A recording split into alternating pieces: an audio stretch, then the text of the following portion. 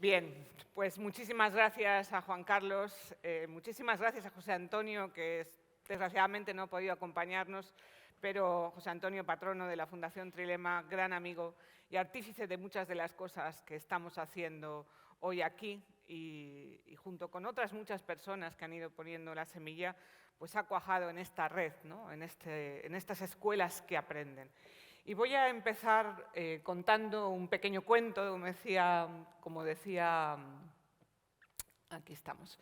Como decía antes Juan Carlos, me gusta mucho escribir cuentos, este no es mío, pero es un cuentecillo que hemos usado muchas veces. Érase una vez un grupo de expedicionarios que descubrieron una isla maravillosa, una isla muy especial. Era tan hermosa, tan bella, que decidieron volver rápidamente para convencer al resto de sus amigos y sus familiares que fueran a la isla y pudieran compartir con ellos esa maravilla de la creación. Bien, volvieron, contaron, y entonces los amigos y los conocidos les dijeron, bueno, pues hacernos un mapa. No hace falta mapa, tenéis que empezar ya el viaje. No, es mejor que primero hagamos un mapa. Tanto insistieron que al final dibujaron el mapa para emprender el viaje. Todos los amigos y conocidos cogieron el mapa, leyeron el mapa, hicieron muchas copias de este mapa, crearon una cátedra de investigación sobre los mapas, investigaron, los pasaron, los contrastaron, pero nunca emprendieron el viaje. Bien, Rubik es ese viaje y eso es lo que vamos a intentar compartir en este rato. Es un viaje sin mapa. No nos sentamos una vez hace 20 años para pensar lo que queríamos hacer, cómo iban a ser las escuelas, si íbamos a hacer ámbitos, programaciones, si íbamos a hacer todas estas cosas, ¿no?, que hacen tardes formativas, como antes decían nuestros queridos profes de Trilema Soria. Un mapa, porque descubrimos algo especial. Andreas lo estaba diciendo con una frase preciosa. La pobreza, las pobrezas, no son un destino.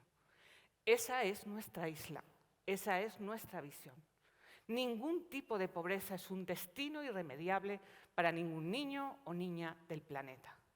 La isla, el tesoro que nosotros hemos descubierto, es que la escuela, una buena escuela, puede cambiar el destino de un niño para siempre.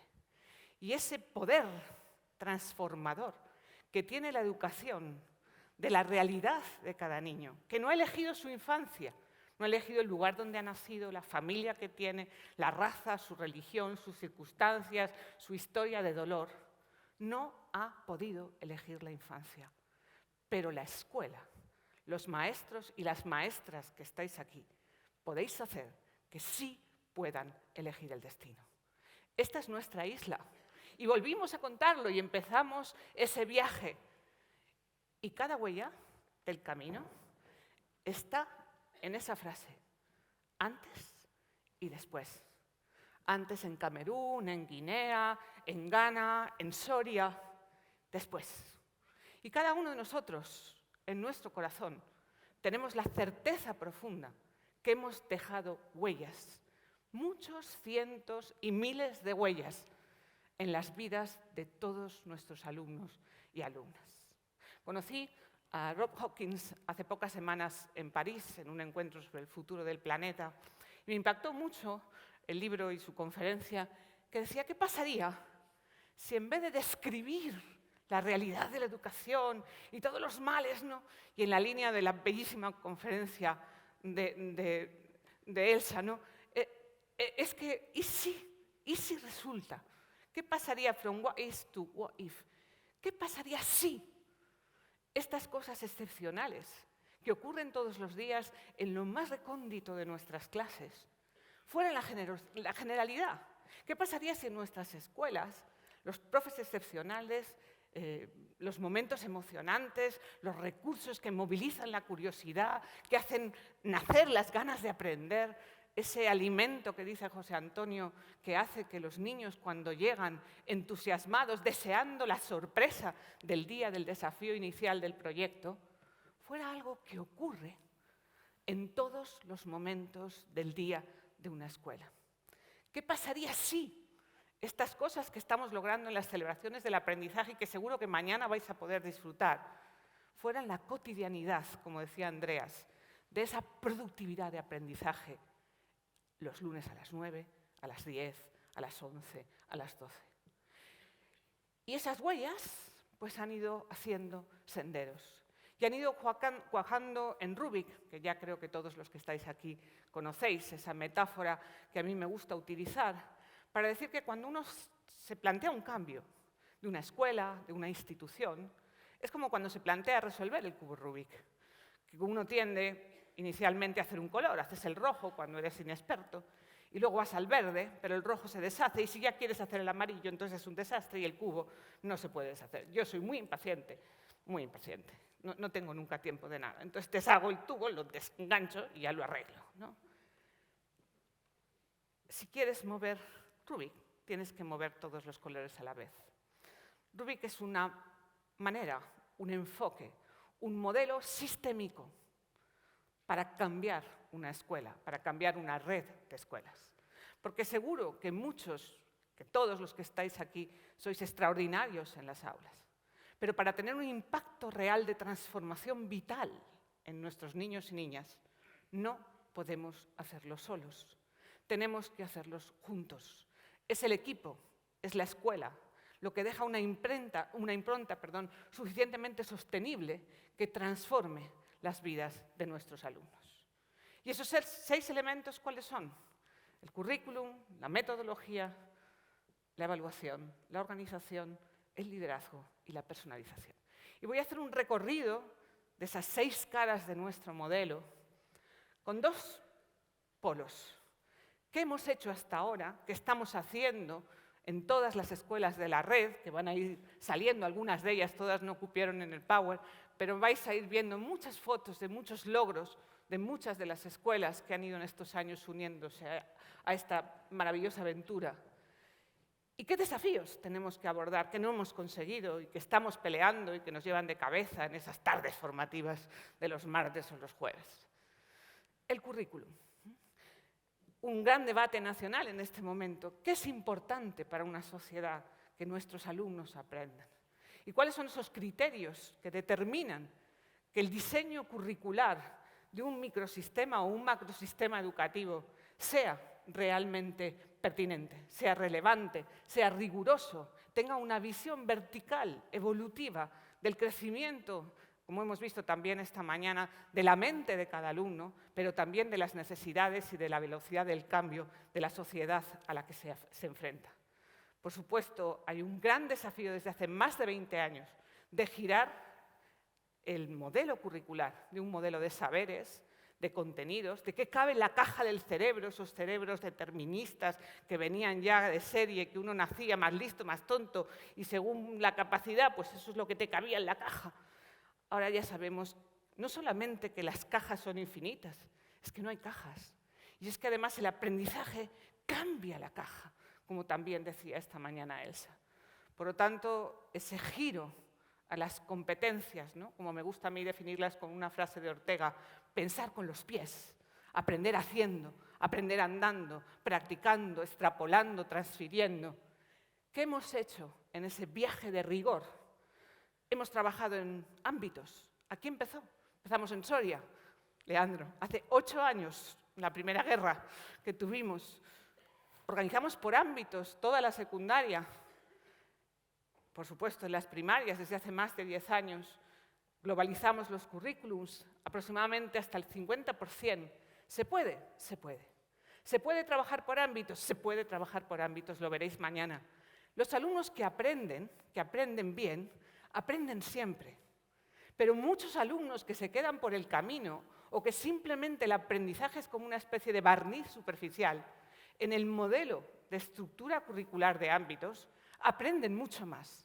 Y los logros en términos no solamente de memoria a corto plazo, de memoria mecánica, sino en términos de comprensión, es absolutamente brutal. Y esto, que por eso he puesto esas 2 preguntas, que muchos ya conocéis, que nos hacemos al principio de cada proceso de aprendizaje, dure 50 minutos o dure 6 semanas, ¿qué queremos que comprendan en profundidad y qué queremos que entrenen mientras están comprendiendo. Son los dos polos de nuestras famosas plantillas de programación, esto que a mí me gusta definir como un acto de imaginación. Programar, diseñar el currículum, es soñar tu clase.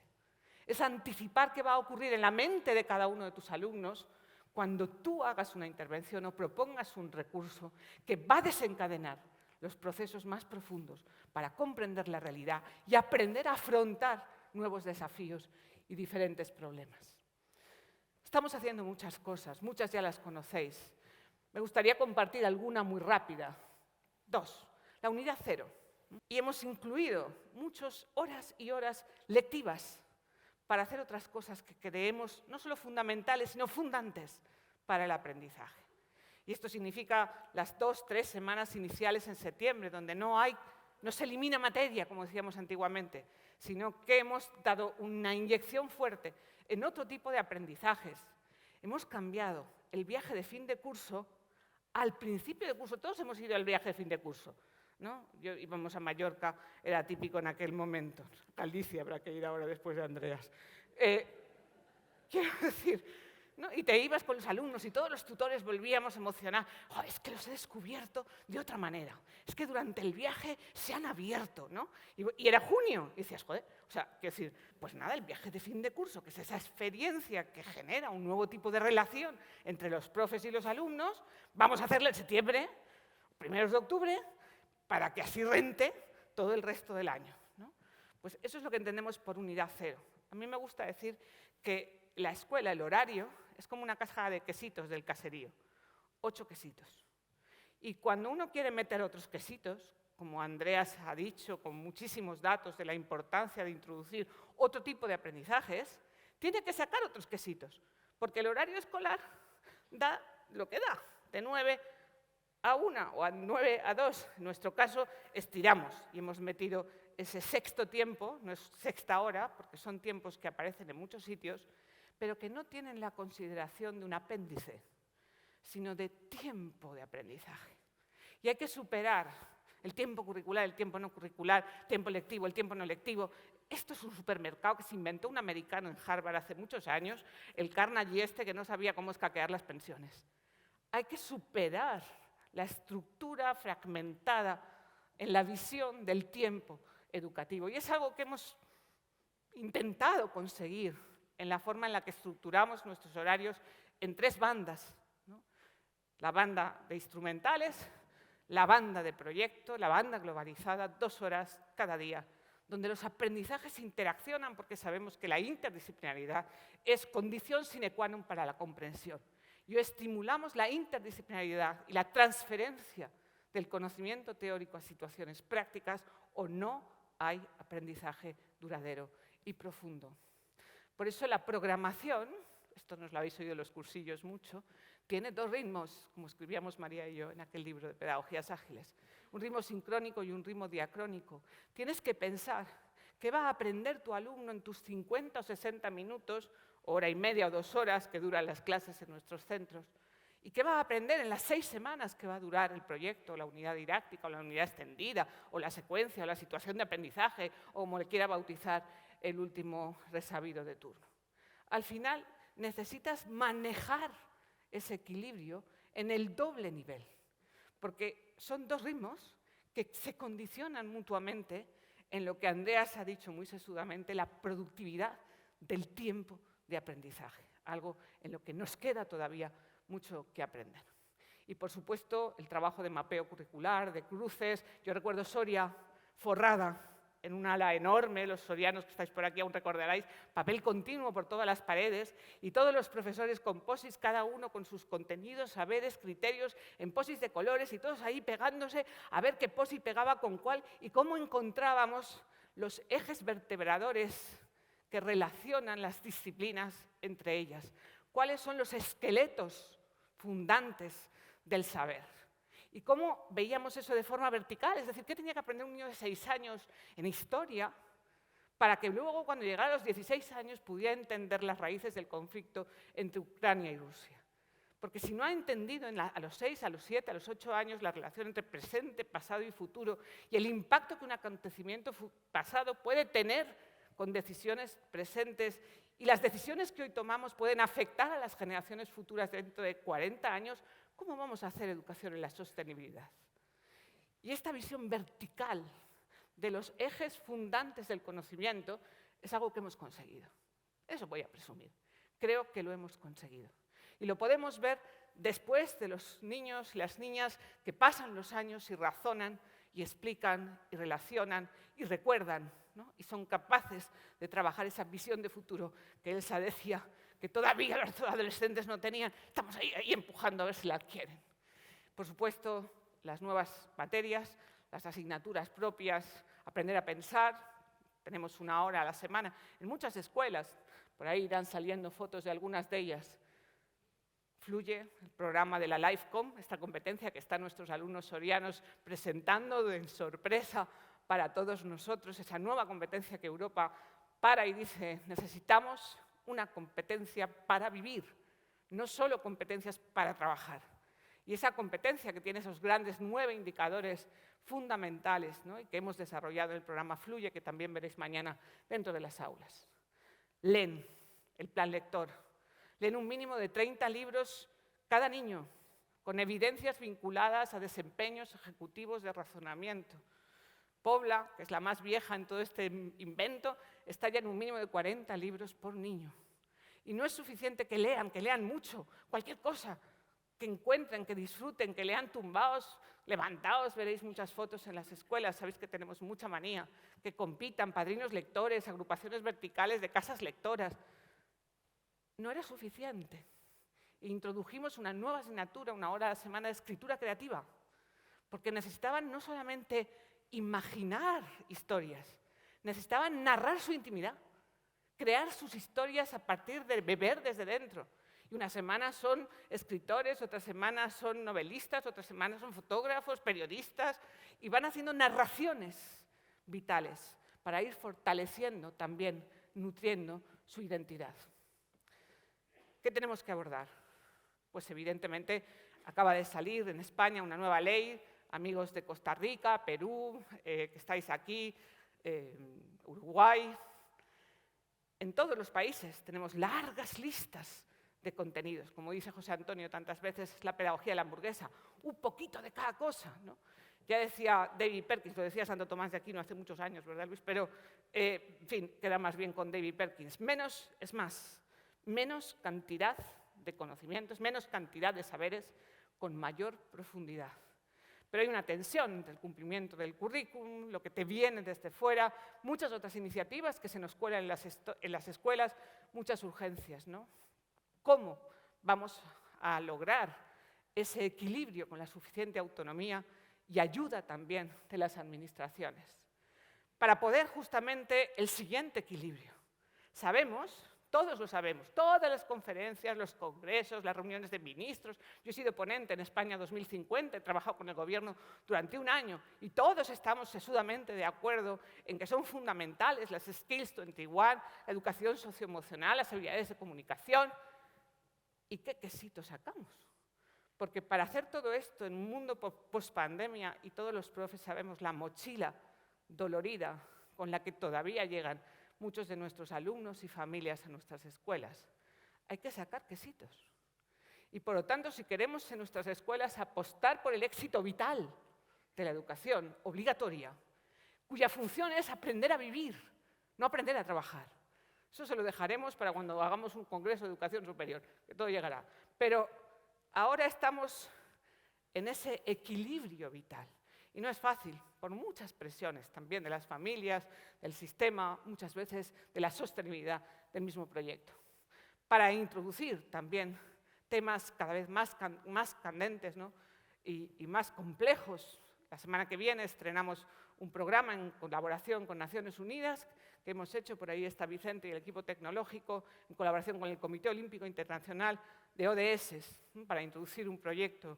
Pero claro, para meter en la escuela todo ese programa, que es precioso, hemos hecho una app estupenda, pues hay que sacar otro quesito, porque el tiempo es un valor limitado.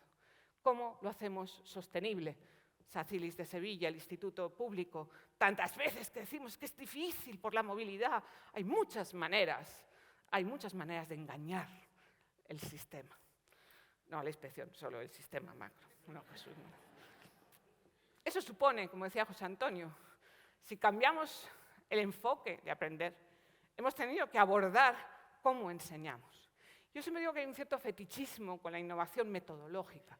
Y hoy, si no pones cristal y haces cooperativo y sales en Twitter, no eres nadie, ¿no? Entonces, quiero decir, al final, ayer Ainara, que no sé si está por acá, la directora de innovación educativa en Cotec, nos decía en el encuentro que tuvimos, ¿no?, que estaba un poco amarga porque los que estamos en innovación no entramos a trapo a contestar a los tuiteros estos que están contra la innovación y contra todo y que esto es bajar los niveles y hay que volver a la letra con sangre entra, ¿no? Y, en fin, y que los profes innovamos porque como hemos perdido la autoridad, pues así los disfrazamos en cooperativo y como no nos hacen caso, bueno, pues nos quedamos un poco satisfechos. Y los niveles y los godos, no sé qué tienen los godos, que ya sabéis que es una cierta fascinación por los reyes godos. Bien, que si toda esta cortina de humo es una cortina de humo, porque al final lo fundamental es la metodología. Es el momento que tú te paras, el instante que te paras, aunque sea a toda velocidad en el coche, para pensar qué voy a hacer con mis alumnos, cómo voy a lograr mover su mente. El corazón también, pero os recuerdo que esto bombea sangre. Yo lo suelo decir, lo siento por las emociones, pero las emociones se sienten en el cerebro. Y entonces hay que educar el cerebro y hay que educar la mente. Y al final, la metodología es la opción que moviliza las mentes de nuestros alumnos. Y hay muchas estrategias y hay muchas maneras de hacer una buena clase magistral o un puzzle de Aronson. ¿Cómo logro que nuestros alumnos se enganchen, se impliquen, se les olvide, suene el timbre y digan, uy, ya, profe? Esto pasa en secundaria una vez al año, ¿no? Ustedes.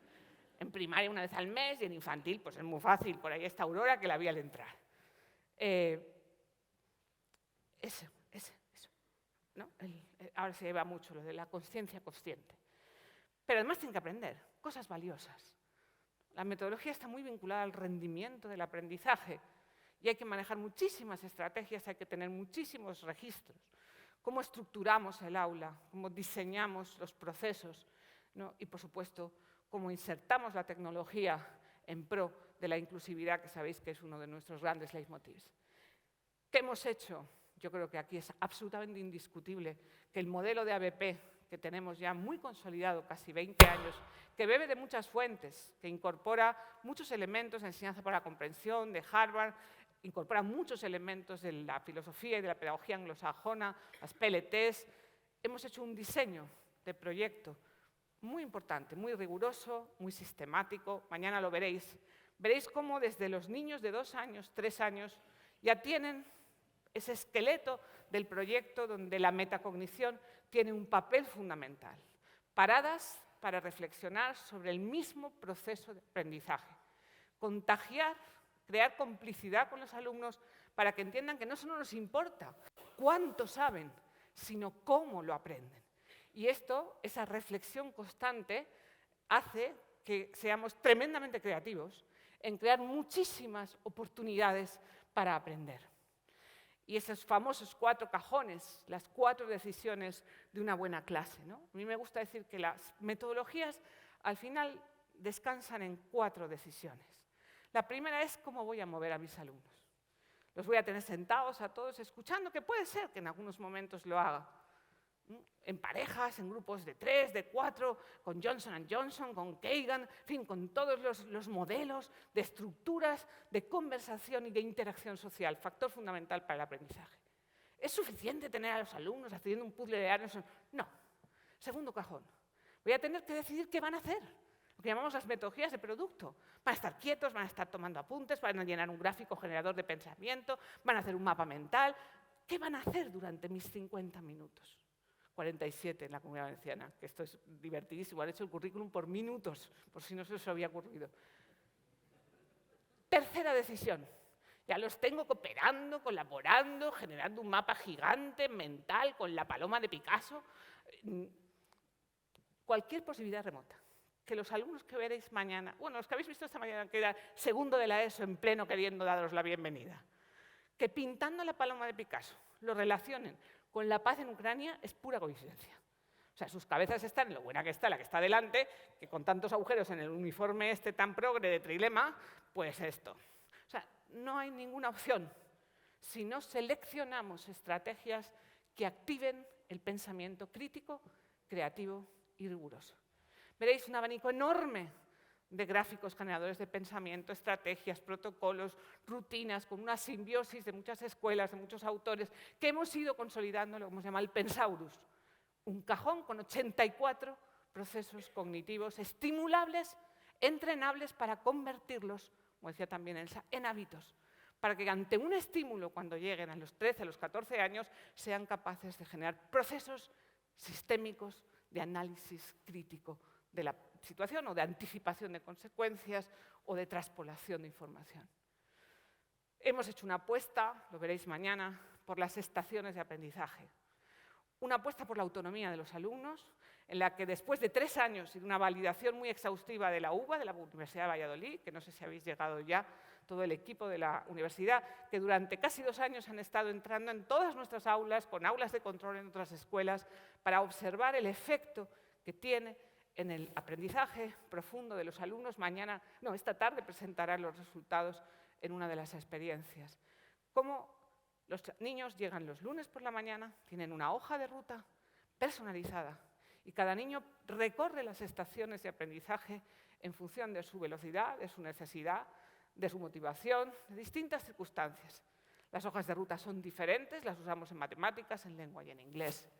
Y eso hace muchísima autonomía, tienen que decidir cuánto tiempo, y en cada estación hay recursos de distintos niveles de dificultad, hasta 3 niveles distintos.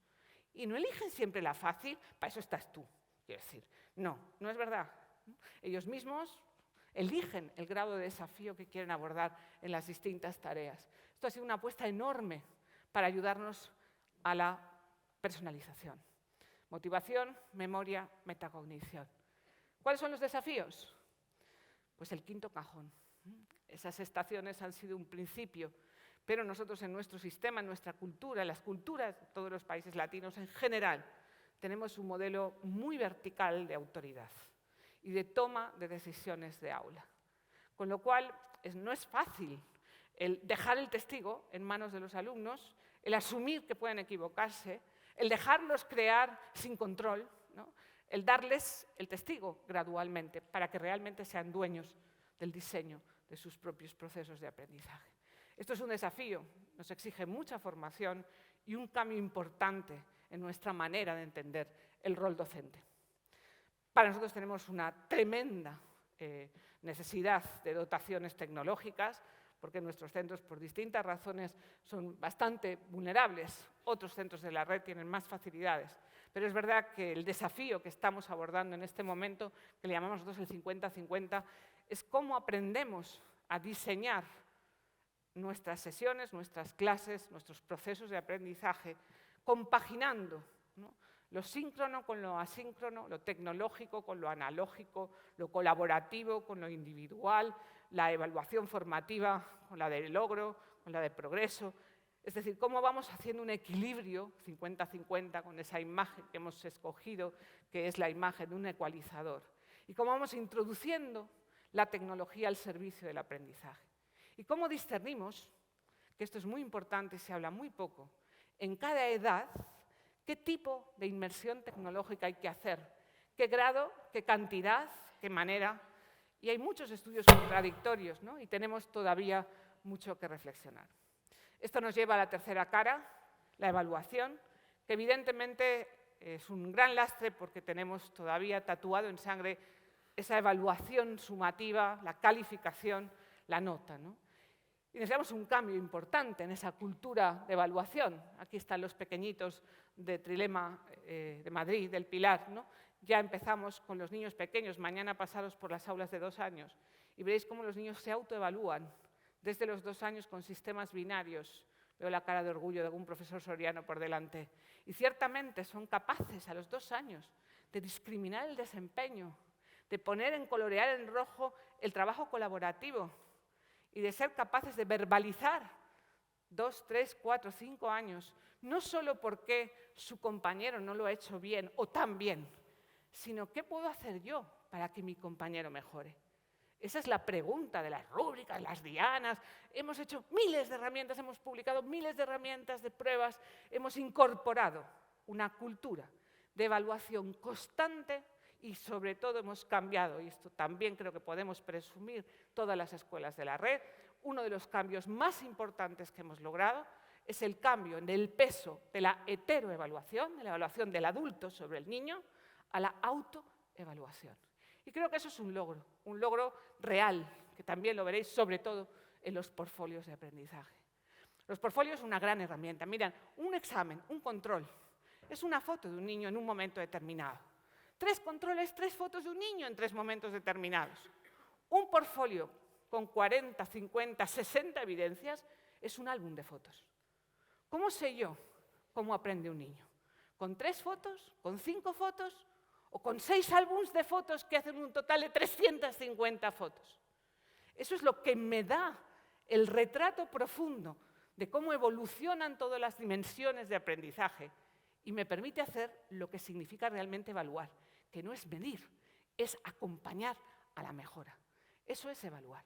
Evaluar es discernir lo que necesita cada uno de mis alumnos en cada instante para llegar a su nivel óptimo de desarrollo en cada momento. Y celebrarlo. Y las celebraciones del aprendizaje creo que ya son famosas. Celebramos, ese es el día de la evaluación final, el día de la celebración. Los portfolios no han salido a casa, a veces me engañan, ya sabéis que algunos los dejáis, pero no salen porque el día de la celebración vienen los abuelos, la tuvimos ayer acá en Soria, las abuelas, las madres, las tías, la vecina, saludaba a un montón de gente que vienen porque los niños estaban nerviosos para enseñar sus portfolios, porque después de 5 semanas iban a contar y arrastraban del abrigo a la abuela para enseñarle el trozo que estaba colgado. Y le preguntaba a un niño en una de las clases que entré que por qué tenía la página vacía y me cogió y me dijo, ahí, está ahí, es que me lo han elegido, ¿no?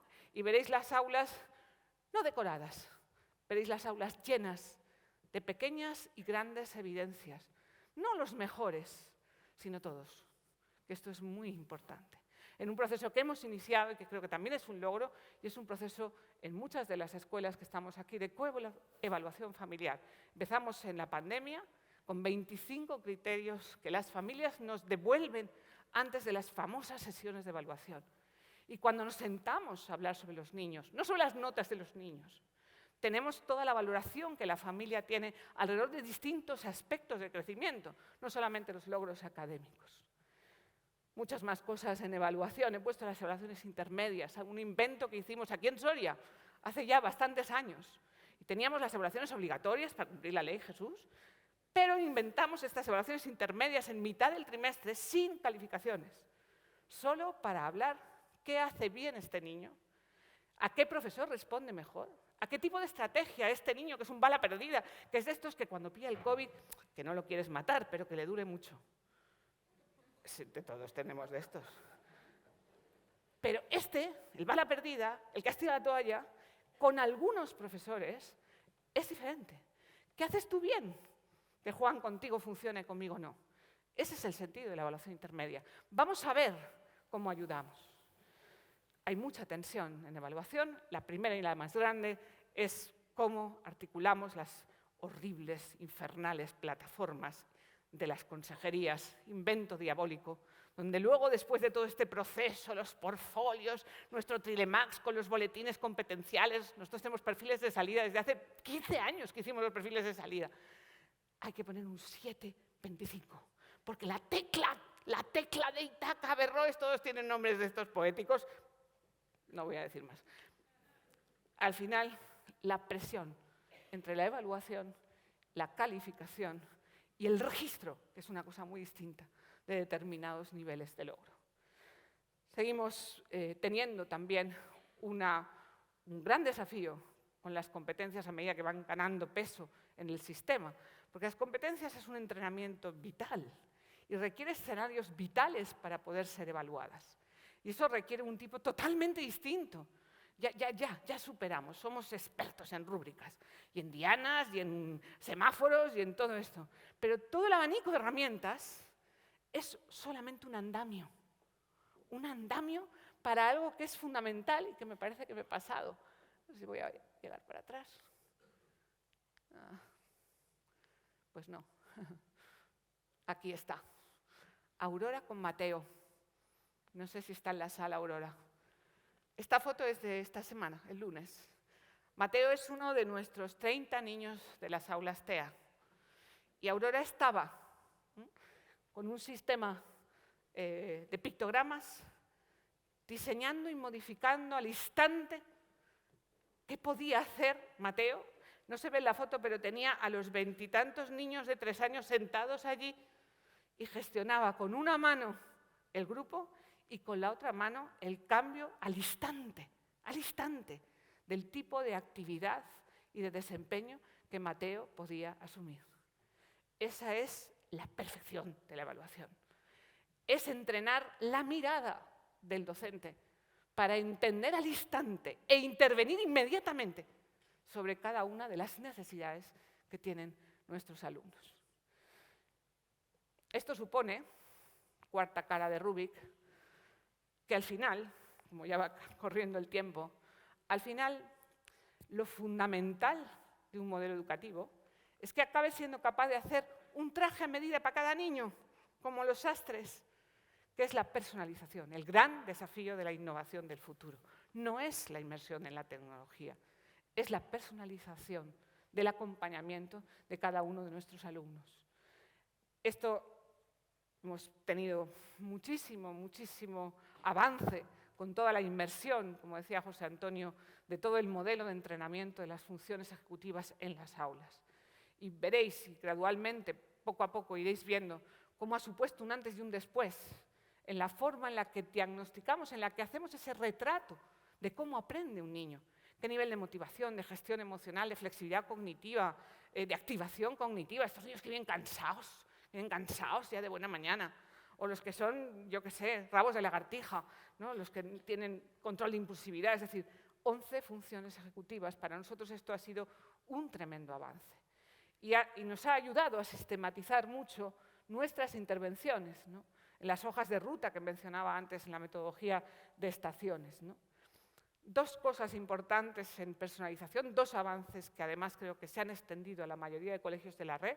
Uno es nuestro modelo de tutorías dobles. Todos los niños tienen dos tutores, el tutor horizontal, el de clase, el de curso que todos conocemos, y el tutor vertical. Las tutorías verticales, que todo el personal del centro tiene un grupo de tutoría vertical, donde hay 2 niños de primero, 2 de segundo, 2 de tercero, 2 de cuarto, 2 de quinto, y en secundaria igual, y en infantil también. El tutor vertical les acompaña toda la etapa. Salen 2, entran 2. Y se genera un tipo y un estilo de relación diferente. Porque no es una relación académica, porque la función del tutor vertical es un poco aquel padrino, ¿no?, de las novelas de Jane Austen, las novelas estas un poco más de Foster, ¿no?, que acompañaba. Es un poco el acompañante. La tutoría vertical desarrollo, hemos hecho muchísimos recursos, alrededor de 10 dimensiones de desarrollo personal, etcétera, y tienen su quesito. Todos los colegios, la mayoría de los colegios de la red y todos los de Trilema, los viernes a las 9 de la mañana, no a la 1 ni a las 2, a las 9 de la mañana, paramos. Y estamos con los tutores. Toda la escuela tiene tutores, todos los profes somos tutores. Por lo tanto, todos tenemos esa hora blindada para hacer otro tipo de cosas. Y los programas de tutoría lectiva, desde infantil hasta bachillerato, son fundamentales. Y también las asambleas. Todas las mañanas hay 15 minutos de asamblea. 2 días a la semana las asambleas las llevan los equipos directivos y también se hacen asambleas de etapa, y 3 días a la semana son asambleas de aula, donde los niños empiezan el día con sus tutores. Y en esas asambleas, cada día, pues se van lidiando con muchísimas cosas que tienen que ver con la convivencia, con los valores, con la apertura espiritual, con muchas otras cosas que ocurren y que son fundamentales en la vida. Claro, hay muchos desafíos. A ver si puede correr esto. Aquí. Muchos desafíos en personalización. El primero es de recursos. Necesitamos más recursos, muchos más recursos, esto sí, ¿no? Necesitamos más profesores, necesitamos más horas, más tiempos no lectivos, necesitamos superar esa confusión que todos los recursos humanos tienen que ir a horas directas con el alumnado. Es fundamental que las estructuras de acompañamiento y apoyo en los centros dediquen horas a la investigación, a la preparación de recursos, al apoyo a los docentes, al trabajo colaborativo entre los docentes, a la investigación, porque si no hay todas esas horas, al final lo único que hacemos es mediocridad. Entonces, esta falsa falacia en que si no estás con el niño, no estás ayudando al niño, esto hay que superarlo. Y hay mucho encorsetamiento y muchas dificultades también. Están las fotos del Cervantes, no, del Federico García Lorca, que ha puesto acá. Real de la Jara está el director por allá, no lo veo, que está todo oscuro. Cole público, que ha apostado realmente por toda esa personalización, igual que hemos hecho también en nuestras escuelas, ¿no? Alrededor de las funciones ejecutivas. Visitaba la escuela hace un par de semanas, ¿no? ¿Cómo creamos complicidades locales, alianzas y sobre todo complicidades con la familia de cada niño? No las escuelas de familias, que las familias vengan, la familia, cada familia. La pandemia nos ha dejado un conocimiento muy especial, ¿no? de las circunstancias de los alumnos. Y yo creo que es aprovechable, ¿no? Bien, optimización de recursos y muchas tendencias todavía resistentes. Eso supone mucha flexibilidad, voy a agilizar un poquillo, mucha flexibilidad en la organización de los horarios, de los espacios, de los tiempos, mucha visión, sobre todo, del sistema, la verticalidad, las transiciones y, sobre todo, mucha colaboración y cultura de red puesta en agenda. ¿Qué hemos logrado? Pues hemos logrado una buena gestión de los tiempos no lectivos y es importante, yo sé que esto no siempre es popular y supone también una presión en nuestras escuelas y es uno de los desafíos, pero los tiempos y las horas complementarias deben, en algunos momentos, ser presenciales para generar trabajo en equipo. Si no nos juntamos y trabajamos juntos, estos proyectos no salen.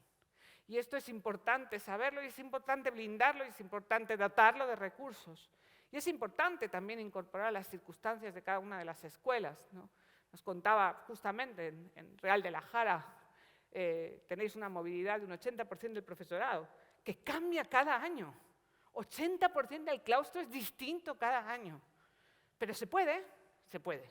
¿Se puede modificar los horarios? Se puede. ¿Se puede hacer una semana inicial de inmersión del pack básico de herramientas y darles formación a 10 horas diarias en septiembre para que... Se puede, lo hemos hecho, ¿no? No nada. Porque si 35 semanas de curso tenemos malos profesores o mal preparados, son 35 semanas de mediocridad que conducen al fracaso. Si robamos una semana, preparamos bien a esa plantilla móvil, tenemos 34 semanas, si no digo excelentes, aceptables, lo cual nos permite que el proyecto se vaya cohesionando, consolidando y sea un carro imparable al que se pueden subir los nuevos, los inexpertos, los interinos y los desgraciados que caen ahí por casualidad, ¿no? Que siempre hay alguno. Y, por supuesto, el trabajo en red, que es fundamental el compartir, ¿no? No es fácil. La sostenibilidad económica, la sostenibilidad de los recursos, la gestión de los conflictos, el cansancio. ¿Trabajamos mucho? ¿Trabajamos mucho? Muchísimo, ¿cierto? Solo que como vale la pena, ¿no?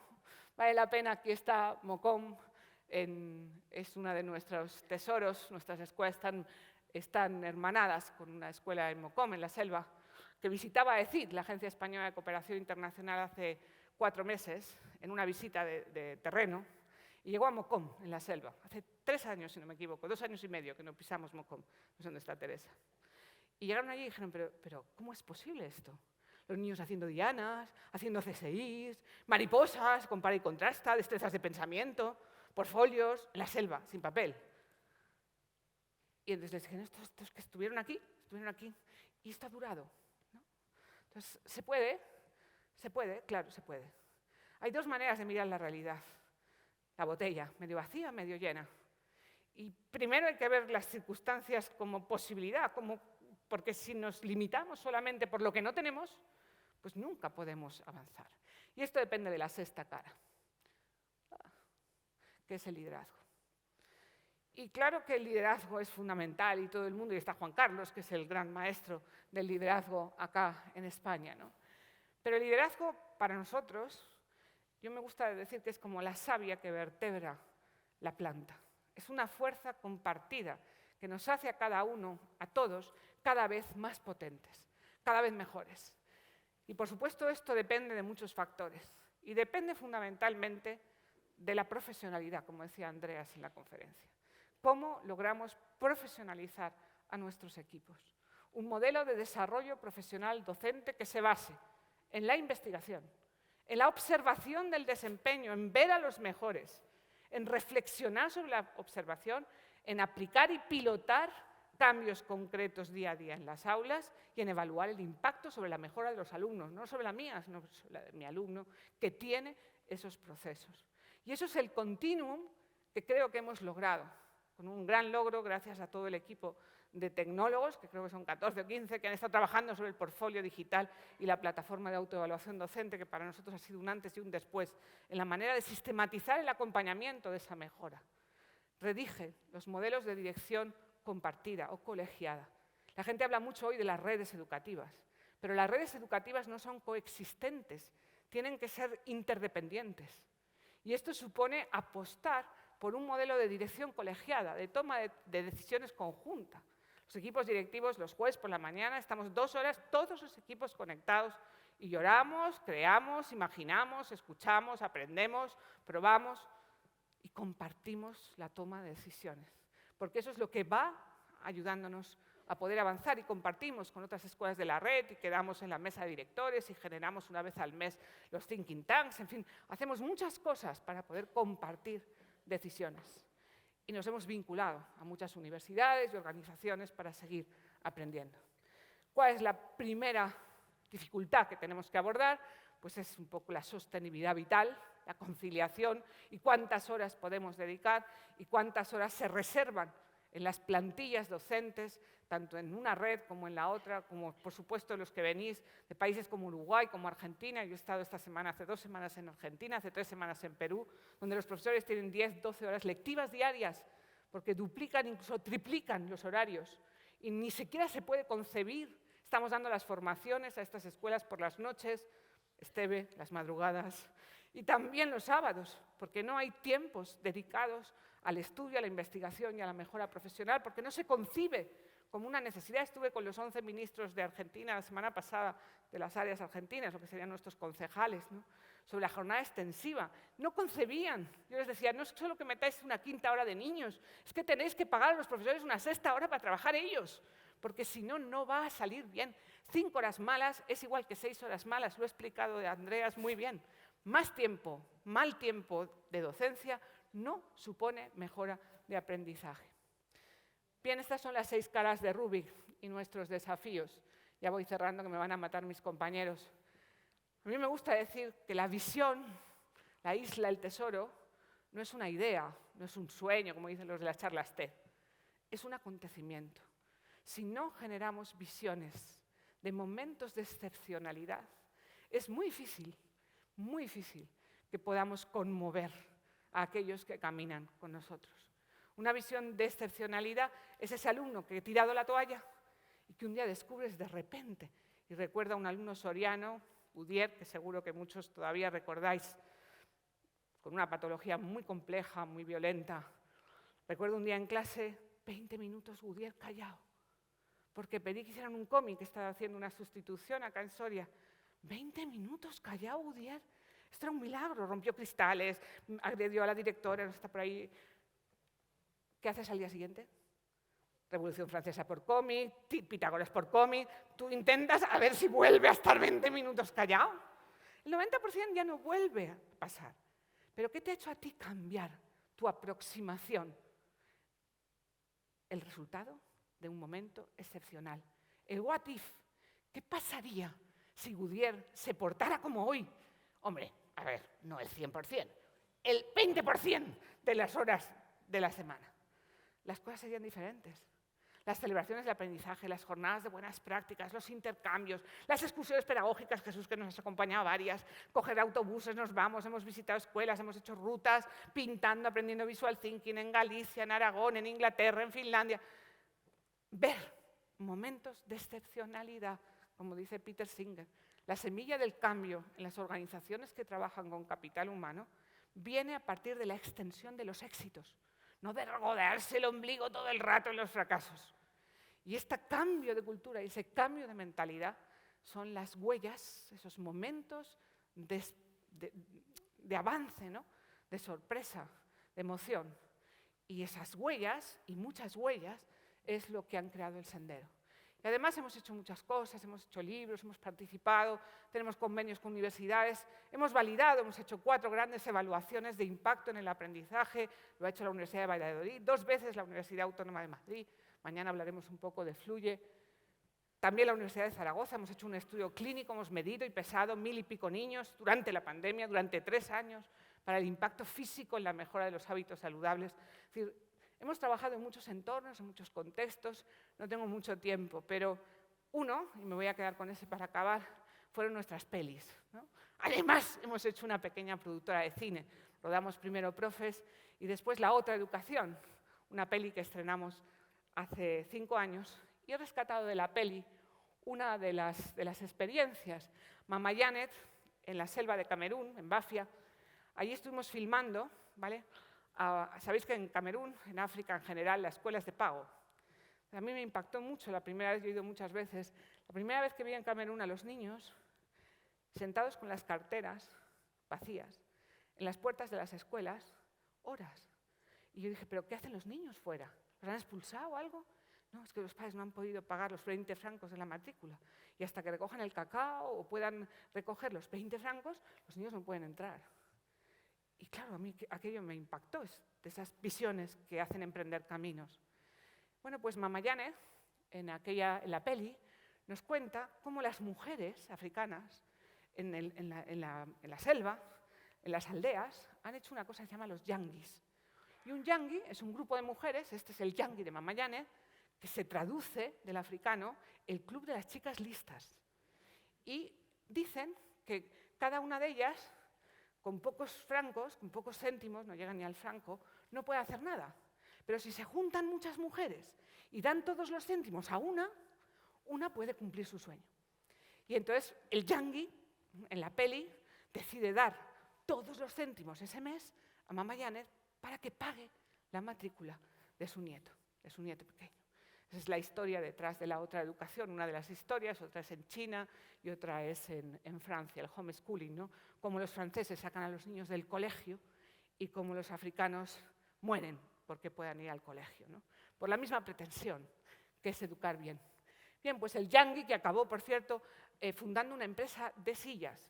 Tenemos en Trilema una empresa de alquiler de sillas para entierros en la selva africana, como donación generosa a la colaboración del yangui de Mama Janet. Pocos céntimos para que 126 mujeres hagan que el sueño de una se cumpla. Yo tengo mi yangui, que sois vosotros.